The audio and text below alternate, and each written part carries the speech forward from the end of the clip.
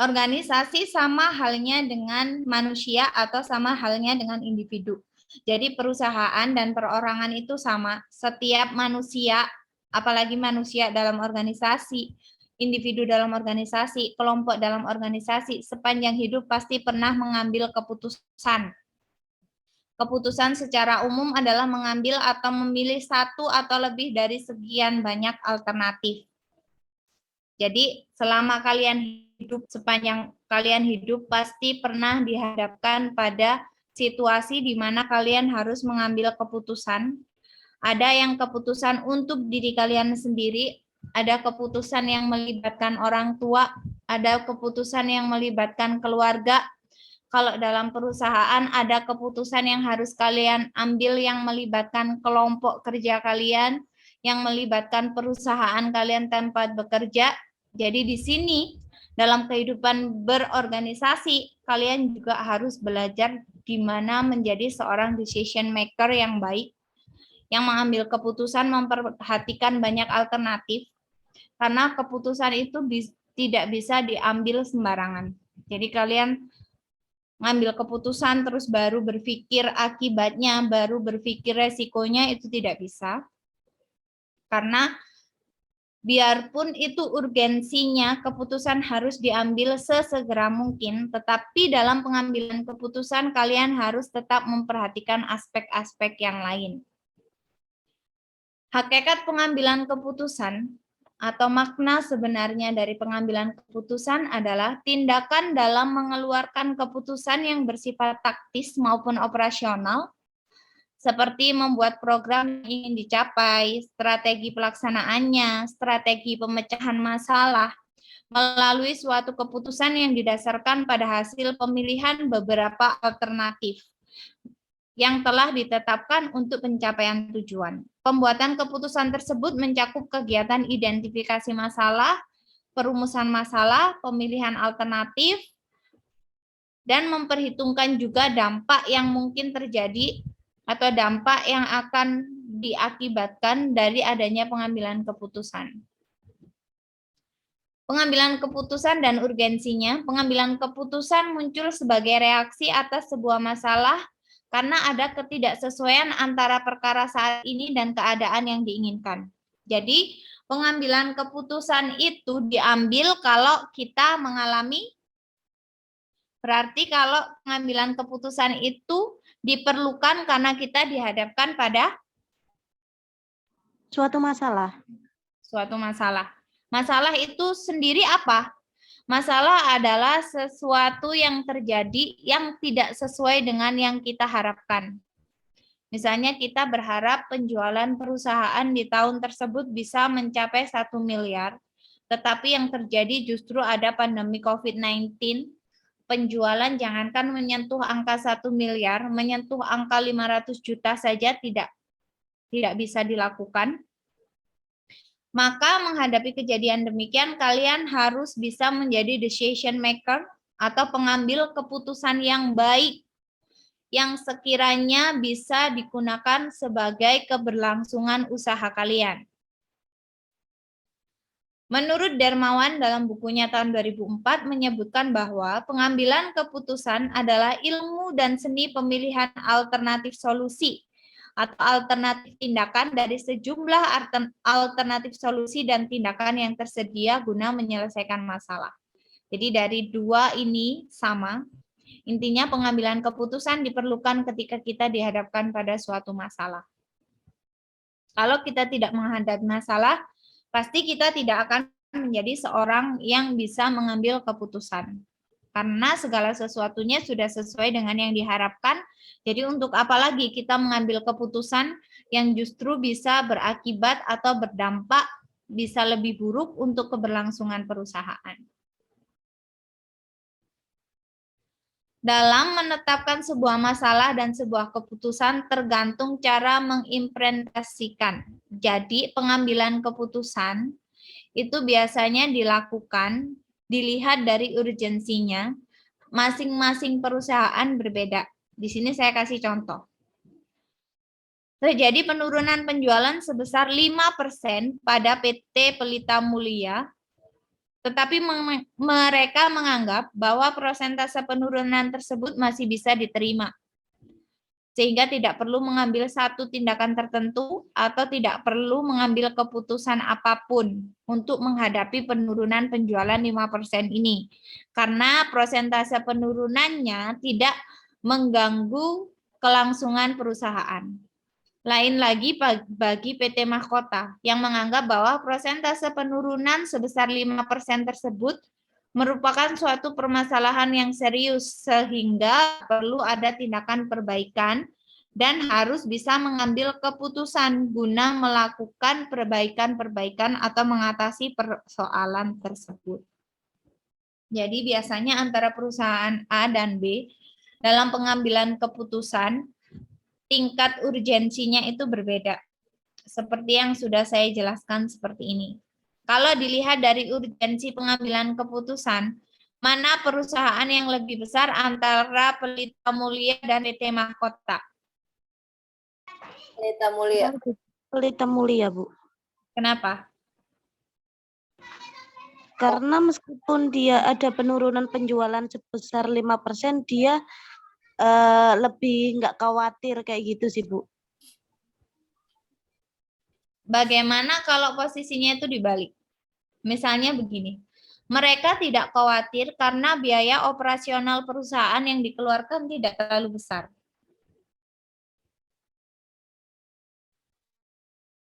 Ya kan? Jadi biasanya kalau perusahaan kecil itu justru penurunan penjualan itu mereka sudah biasa. Karena apa? Dalam segi tanggungan atau kewajiban yang dibayarkan itu tidak terlalu besar. Misalnya jumlah karyawan yang bekerja nggak terlalu besar, tanggungan hutangnya tidak terlalu besar. Jadi jangan dilihat dari tingkat mereka merespon suatu masalah. Tetapi kan dalam pengambilan keputusan hal itu juga harus diperhatikan. Jika perusahaan kalian besar, karyawan yang bergantung pada perusahaan kalian itu banyak, klien yang bergantung pada perusahaan kalian juga banyak, penurunan penjualan 5% ini justru menjadi masalah yang besar juga. Jangan dianggap mereka karena perusahaan besar menganggap penurunan penjualan 5% ini nggak penting. Kan tanggungan-tanggungan mereka jauh lebih banyak daripada perusahaan yang kecil. Sudah bisa dipahami konsepnya? Bisa, Tentang Bu. pengambilan keputusan? Kayak kita jualan, supplier biasa, jualan kosmetik aja, buy offline. Penurunan penjualan 5% kan udah sering terjadi.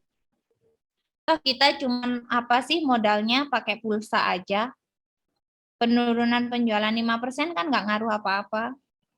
Tapi kalau di Shopee-nya langsung, e-commerce Shopee-nya langsung mengalami penurunan 5%, mereka langsung harus bisa mengambil keputusan yang terbaik. Misal, dibuatnya Shopee Food untuk tetap mempertahankan customer, biar penjualannya tetap banyak, biar agen-agen penjualannya tetap banyak. Jadi paham ya konteksnya di sini.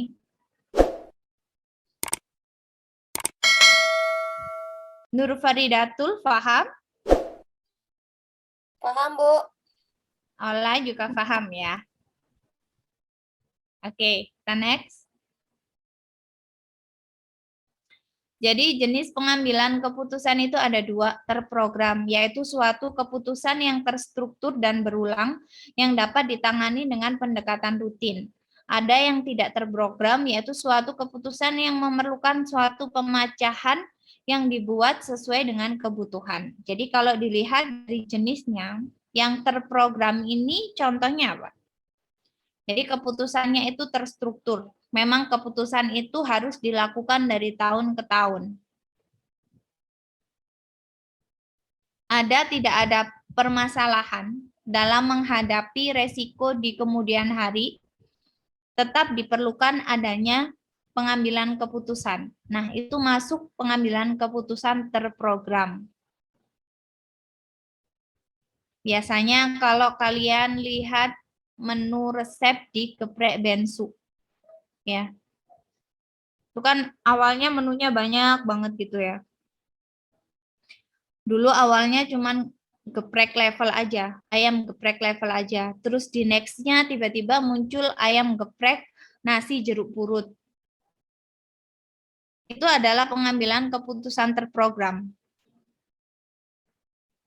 Jadi manajemen secara terprogram, secara terstruktur, mereka sudah mempersiapkan pengambilan keputusan apa aja untuk terus melakukan perkembangan, entah itu pada menu-menunya, entah pada jenis-jenis dari makanan yang dijual. Setiap tahun tetap dilakukan pengambilan keputusan untuk itu. Ada lagi yang bisa kasih contoh pengambilan keputusan terprogram?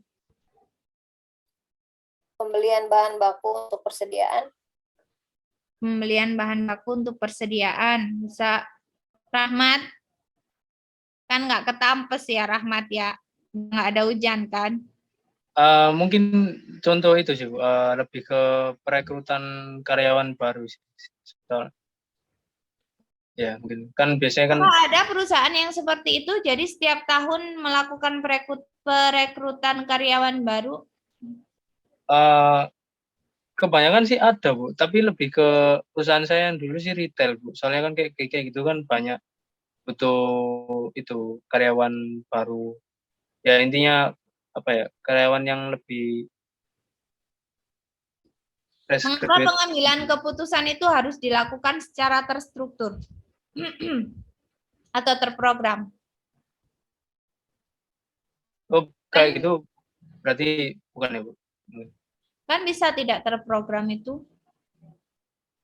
Misalnya kayak kemarin pandemi COVID-19 yang tiba-tiba terus karyawannya kan banyak yang mungkin terpapar.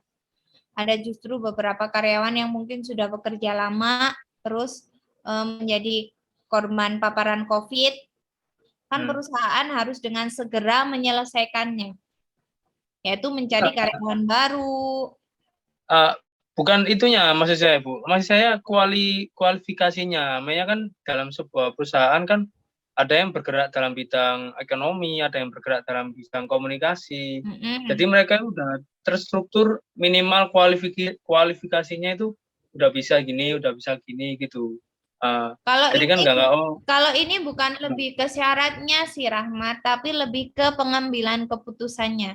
Jadi jenis pengambilan keputusannya itu ada yang dilakukan memang terprogram, ada yang memang pengambilan keputusan itu dilakukan untuk memenuhi atau menyelesaikan suatu persoalan yang tiba-tiba, yang tidak terprogram sebelumnya. Itu konsepnya. Oh iya ya.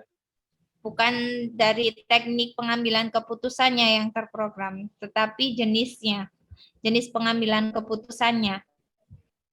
Ada yang bisa kasih contoh lagi? Pengambilan keputusan terprogram dan tidak terprogram.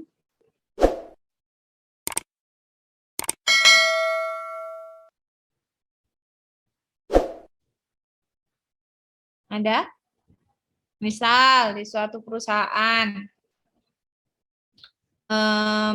sudah mau ada acara misalnya event pemasaran, event marketing, tetapi justru karyawan yang terlibat dalam event tersebut misal mengalami kecelakaan kerja. Itu kan pengambilan keputusan tidak terprogram. Jadi pengambilan keputusan yang dilakukan untuk memenuhi kebutuhan. Kebutuhan apa? Misalnya itu tadi, kebutuhan karyawan, pemecahan masalah. Karena masalahnya itu tidak terpikir sebelumnya, belum ada terprogram sebelumnya. Jadi hari itu juga harus diambil keputusan yang sekiranya bisa memenuhi kebutuhan apa yang harus diambil. Sudah tahu konsep jenis pengambilan keputusan terprogram dan tidak terprogram? Sudah bisa dipahami? Sudah, Bu. Oke. Sudah, Bu. Next. Nah, ini yang tadi saya bilang, faktor yang mempengaruhi pengambilan keputusan. Jadi, ada beberapa faktor dalam pengambilan keputusan itu. Satu, kondisi kepastian. Jadi, suatu kondisi di mana pengambil keputusan mempunyai informasi sepenuhnya tentang masalah yang dihadapi, alternatif-alternatif pemecahan masalah yang tepat, karena hasil-hasil dari setiap alternatif pemecahan masalah tersebut telah diketahui. Faktor yang mempengaruhi selanjutnya adalah resiko, adalah suatu kondisi yang dapat diidentifikasi, diprediksi kemungkinan terjadi, dan kemungkinan-kemungkinan dari setiap pemecahan yang sesuai dengan hasil yang diinginkan atau dicapai.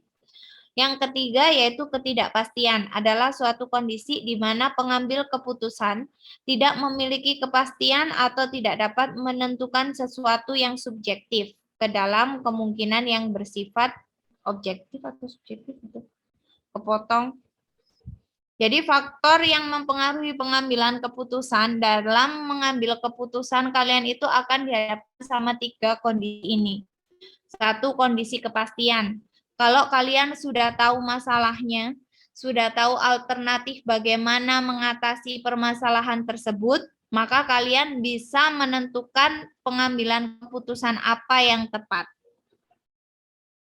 Yang kedua adalah resiko. Resiko ini ada resiko yang bisa diprediksi. Jadi misalnya kalian usaha di bidang makanan nih. Resiko yang bisa diprediksi adalah makanan itu tidak laku. Tidak lakunya ya bisa karena faktor persaingan, bisa karena tidak adanya ketersediaan bahan baku.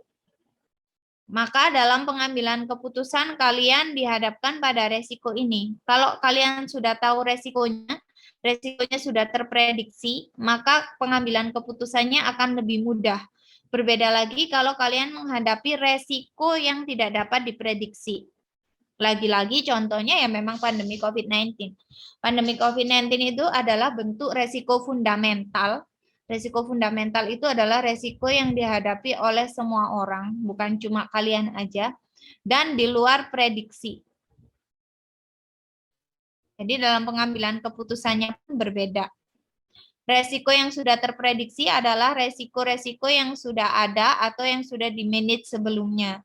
Dalam suatu perusahaan pasti ada yang namanya tim manajemen resiko, di mana mereka adalah tim yang harus mengidentifikasi, mengukur, dan mengendalikan resiko-resiko apa yang akan dihadapi perusahaan selama tahun berikutnya. Kalau resikonya sudah tahu, pengambilan keputusannya pasti sudah dapat direncanakan. Kalau resikonya belum tahu, belum terprediksi, pengambilan keputusannya tidak bisa terencanakan. Dan yang ketiga adalah ketidakpastian. Ketidakpastian suatu kondisi juga mempengaruhi cara kalian dalam pengambilan keputusan. Contoh pengambilan keputusan yang dipengaruhi oleh ketidakpastian adalah, biar enggak saya aja yang ngomong nih, kalian juga ngomong atuh.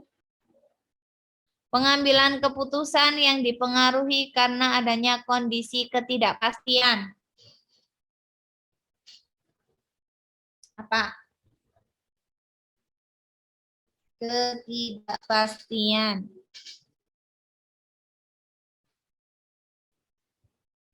Biasanya ini terjadi di perusahaan-perusahaan baru ya. Mereka itu terkadang mendirikan suatu perusahaan baru masih belum tahu pasarnya apa, marketnya bagaimana. Kalau kalian kemarin belajar manajemen pemasaran, kita pernah belajar yang namanya segmentasi, targeting, positioning. Kalau perusahaan baru kan masih belum bisa menerapkan itu. Masih meraba-raba pasarnya. Jadi mereka dihadapkan pada ketidakpastian. Apakah produk yang akan mereka keluarkan tersebut bisa diterima ataukah tidak? Pengambilan keputusannya didasari pada kondisi tidak pasti. Ini sama halnya dengan resiko yang tidak terprediksi. Itu adalah suatu ketidakpastian. Paham?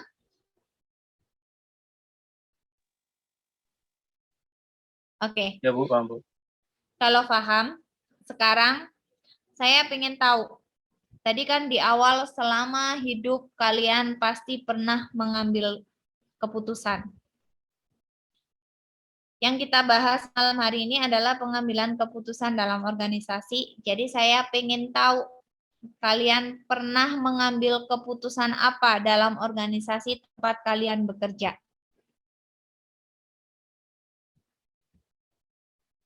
Ya. Kalian tuliskan selama 10 menit. Saya kasih waktu 10 menit. Nanti siapa yang saya tunjuk dia yang memberikan penjelasannya.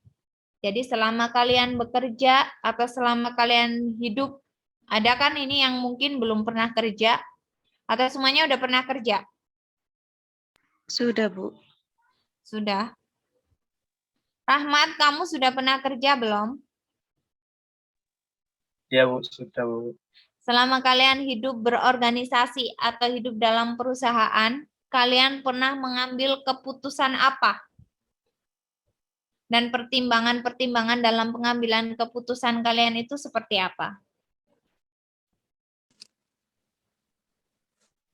Jadi kita buat tanya jawab ya. Nanti yang mendeskripsikan atau menjelaskan, teman yang lain dikasih kesempatan untuk tanya. Saya mau lihat kelasnya aktif atau enggak. Oke? Baik, Bu. 10 menit. Berarti jam 20.15 udah harus selesai semua.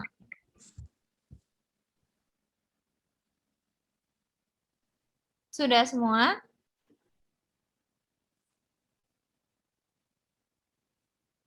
Sudah? Saya mau dengar punyanya Mahdalena.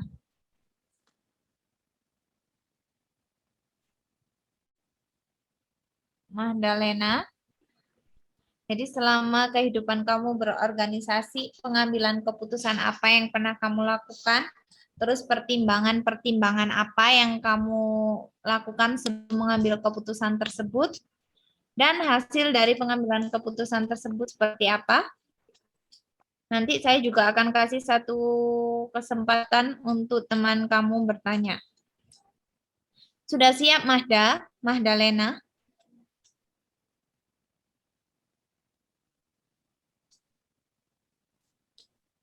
Mahdalena? Mahdalena, kamu dengar suara saya enggak?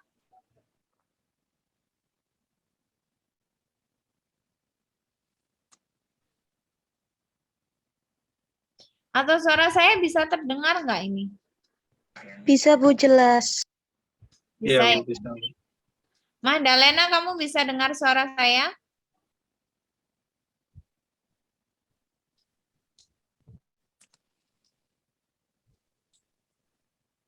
Mahdalena?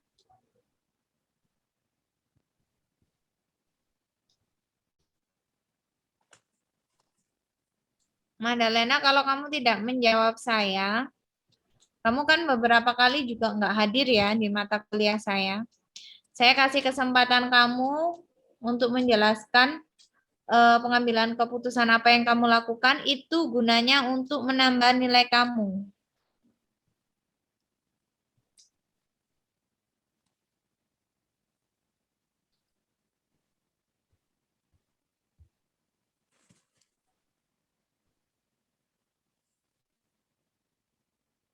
Oke, karena dia out ya sudahlah biarkan.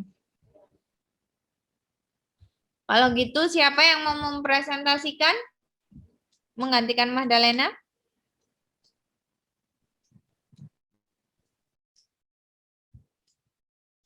Siapa?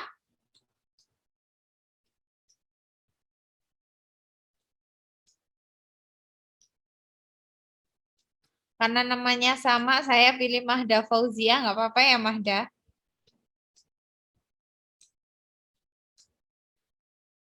Ya, Bu. Oke, silakan. Ini nggak harus di tempat kerja kan, Bu ya? Nggak harus. Pengambilan keputusan, ya kalau bisa, karena ini pengambilan keputusan dalam organisasi ya di tempat kerja. Sorry, sebelumnya Mahda Fauzia belum pernah kerja. Belum, Bu. Oh, belum. Oke, kita cari yang di tempat kerja aja kalau gitu ya. Siapa? Iya, Bu. Astagfirullah. Biar cepet siapa? Saya, Bu. Siapa itu? Ella. Iya. Boleh lah.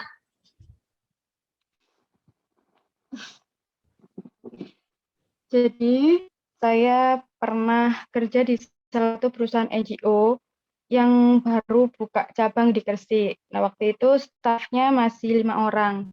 Kebetulan waktu H-1 Lebaran, kita itu harus bagi zakat fitrah.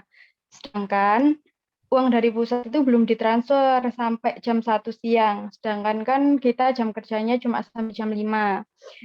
Nah, zakat fitrah itu kan harus dibagi paling lama itu malam itu udah harus dibagikan kan Bu sama penerima manfaatnya.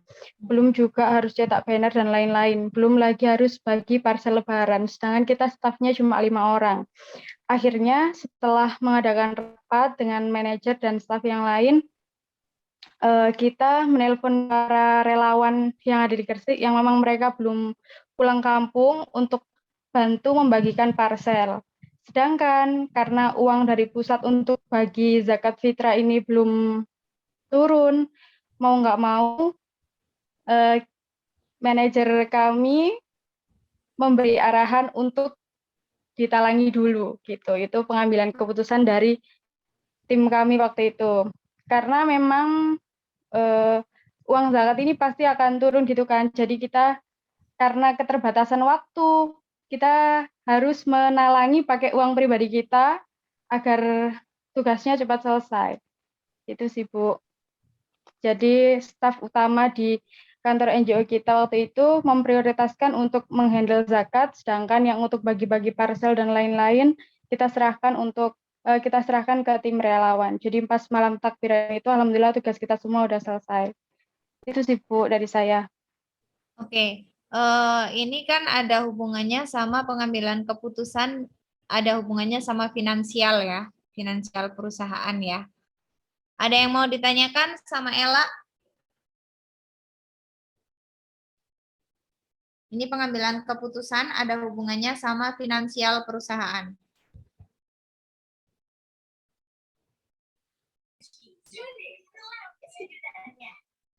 Ada yang mau ditanyakan?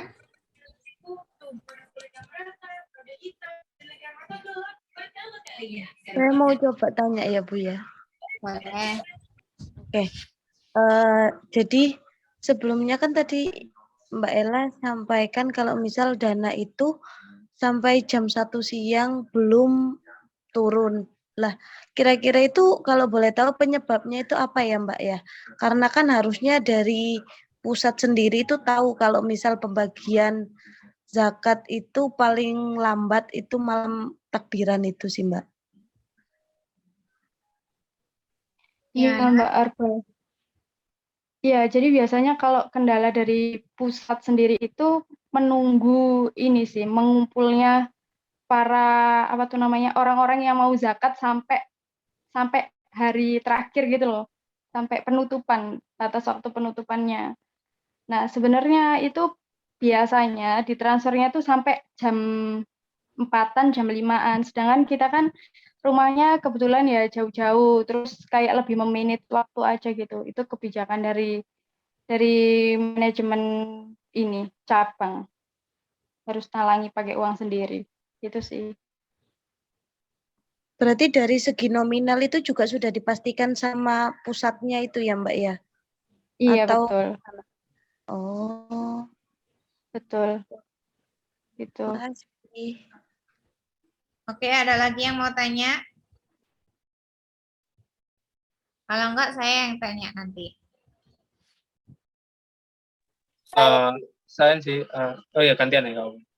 Kamu Siapa? membawa dulu. Olah, boleh. Olah dulu nggak apa-apa. Ngomong. Gini Mbak, kalau kita di posisi yang memang fresh graduate lah gitu istilahnya, yang memang baru banget lulus, terus bekerja di perusahaan yang Mbak Ella tadi, sedangkan kita pun belum sama sekali yang namanya menerima gaji pertama banget gitu. Dan pada saat itu Mbak Ella di posisi itu yang harus menalangi karena sudah jatuh tempo istilahnya gitu kan. Tapi posisinya kita sama sekali tidak ada pegangan uang untuk menalangi itu gitu. Mbak Ella sendiri perasaannya tuh gimana gitu? Kalau misalnya diposisikan dengan yang dilakukan sama Mbak Ola, mungkin staf-staf baru ini akan menunggu sampai uangnya turun. Itu sih. Karena ya gimana lagi, pasti akan menunggu sampai uangnya turun tanpa memikirkan memanage waktu. Sedangkan tadi yang saya jelaskan, manajemen cabang saya itu kita lebih ke memanage waktunya agar nanti pulangnya nggak kemalaman juga dan lain-lain, dan baginya bisa tepat waktu. Itu sih, kalau memang semisal kita semua lagi nggak ada tabungan di ATM, ya kita harus menunggu sampai uangnya turun, mau nggak mau. Itu Maula. Oke. Saya potong, boleh, Ola? Boleh, Bu. Berarti konteksnya di sini pengambil keputusan adalah kepala cabang atau manajernya. Kita waktu itu sempat diskusi bersama sih, Bu. Dan kepala cabang kita itu yang kayak ketok palunya kan memang di kepala cabangnya gitu. Oke. Mengapa pada saat itu, padahal ini kan hubungannya sama finansial perusahaan ya. Finansial perusahaan itu adalah sesuatu yang sensitif.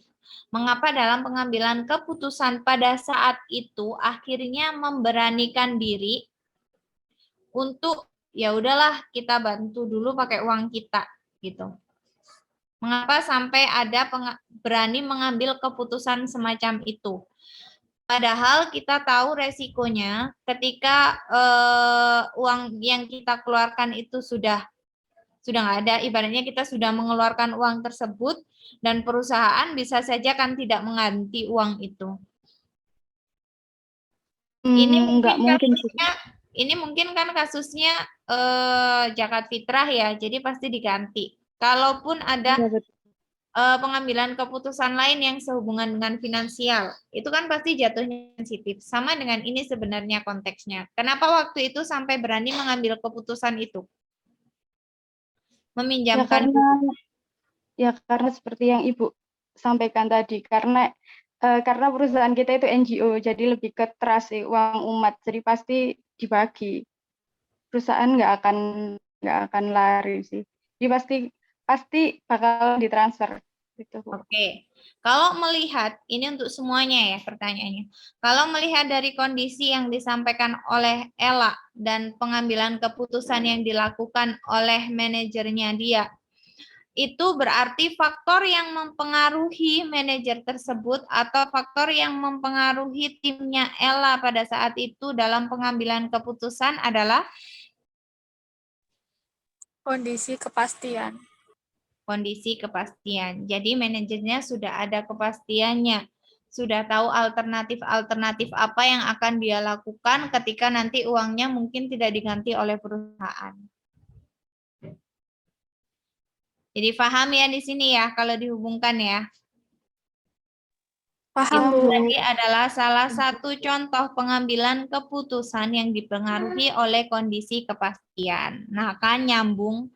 Kalau saya aja yang cerita, tadi kalian minggu depan pasti udah lupa. Kalau dikasih contoh seperti ini, pada akhirnya kalian paham konsepnya di sini ya. Ya, Bu. Ada lagi yang mau sebentar, saya lihat dulu jamnya. Kita kurang 7 menit nggak sih? Kurang berapa? 8 menit. 8 menit, Bu. Kurang 8 menit. Kita pakai sharing atau ada yang mau lagi ngasih contoh? Pernah ngambil keputusan apa di perusahaannya?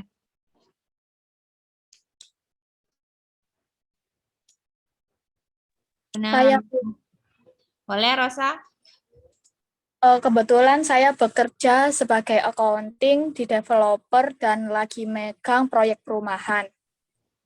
Perumahannya ini lagi NUP. Buat teman-teman yang nggak tahu NUP itu memilih unit properti sebelum diluncurkan. NUP itu kalau nggak salah nomor urut pembelian. Ya, Jadi kalian kayak ibaratnya ngasih tanda jadi untuk kafling. Biasanya yang booking mau blok F422 karena ada historinya angka 22 kayak saya dulu saya pakai NUP.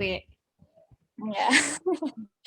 Nah, sistem NUP itu sistemnya transfer. Jadi dalam waktu 1 bulan itu marketing cari customer, kemudian transfer, dan ada setelah 1 bulan, misalnya tanggal 1, itu ada namanya pemilihan unit. Jadi pemilihan unit itu dikelompokkan dalam satu gedung, semua customer, nanti dilihatin rekening korannya, siapa yang transfer duluan, dia yang Bu, istilahnya boom unit, ngeblok unit gitu loh Bu. Lah itu. Lah kemudian barusan ini itu ada customer yang udah bayar NUP, uang NUP, tapi dia sebelum waktunya pemilihan unit minta batal karena alasannya udah dapat rumah di Citraland gitu. Terus marketingnya telepon saya, Rosa, ini ada customer yang batal, minta tolong ditransfer sekarang karena customernya marah-marah gitu. Nah, waktu itu saya mikir dua pilihan. Kalau uangnya saya transfer, bakal merusak sistem NUP karena waktu pemilihan unit kan rekening koran ditunjukin. Kalau ada uang masuk terus uang keluar kan jadinya rusak gitu. Akhirnya pilihan kedua itu kalau refund tetap dilakukan saat pemilihan unit, tapi marketnya harus bisa ngasih Bu, bisa ngerayu customernya biar bisa diundur refundnya waktu saat pemilihan unit.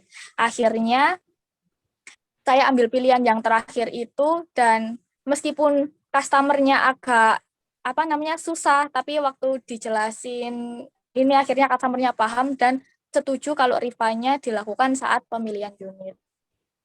Itu kejadian yang untuk pertama kalinya atau sudah pernah ada kejadian semacam itu?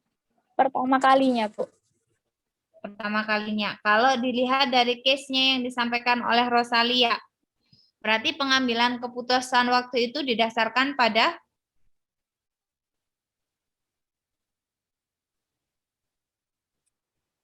Ketidakpastian. resiko. Resiko, Bu. Pada resiko. Jadi resiko yang sudah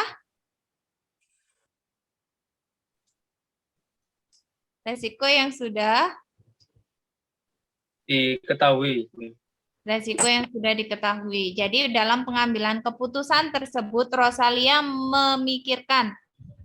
mempertimbangkan ada faktor resiko tadi di sana. Kalau dia kasih uangnya saat itu juga, dia transfer uangnya, maka resiko yang akan dihadapi adalah kejadian ini mungkin akan berulang karena customer lain akan membentuk mindset, oh ternyata bisa loh kalau kita itu sudah kasih transfer NUP dan dibatalkan sewaktu-waktu itu bisa. Dan itu melanggar ketentuan yang sudah pernah dibuat sebelumnya. Peraturan perusahaan yang sebelumnya bilang kalau tapi peraturan di perusahaan kamu memang waktu itu NUP bisa dibatalkan sepihak. Tidak bisa, Bu. Jadi dibatalkannya harus saat pemilihan unit. Kalau dia nggak mau ya di-refund, kalau mau bayar booking fee. Nah, berarti kan memang kamu sudah tahu resikonya itu tadi kan. Resikonya sudah kamu pikirkan kalau saat itu juga ditransfer, berarti nanti akan merusak sistem NUP yang ada. Akhirnya kamu mengambil keputusan untuk alternatif yang lain, yaitu di-refund pada saat pemilihan unit. Jadi sudah paham konteksnya di sini, tadi kondisi ketidakpastian, kondisi kepastian dari contohnya Ella, pengambilan keputusan yang berdasarkan resiko sudah dikasih contoh sama Rosalia Sukma. Sampai sini paham? Paham, Bu. Bu. Oke. Ada yang ditanyakan? Sebelum kita absen?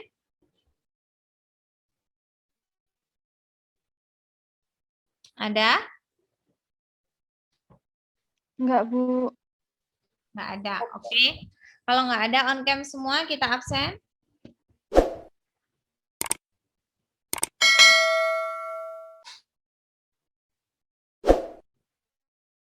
Ola, wajahmu ngeblur lah, maju ya. 1, 2, 3. Terima kasih untuk waktunya malam hari ini. Mohon maaf apabila ada salah-salah kata. Semoga apa yang kita pelajari bisa bermanfaat untuk kita semua. Sekali lagi, semoga yang sakit atau yang nggak enak badan kayak Ella bisa segera diberikan kesehatan dan bisa beraktivitas lagi seperti sebelumnya. Amin. Selamat beristirahat. Terima kasih juga kalian masih antusias biarpun di jam-jam terakhir. Semoga bisa menjadi tambahan ilmu untuk kita semua, bukan cuma buat kalian tapi juga buat kita, karena sistemnya kita adalah di sini belajar bareng. Saya yang nggak tahu bisa belajar dari kalian, mungkin kalian juga bisa ada yang pelajari hal-hal sedikit dari saya. Sekali lagi mohon maaf apabila ada salah-salah kata. Assalamualaikum warahmatullahi wabarakatuh. Waalaikumsalam warahmatullahi wabarakatuh. Terima kasih, Bu. Sama-sama.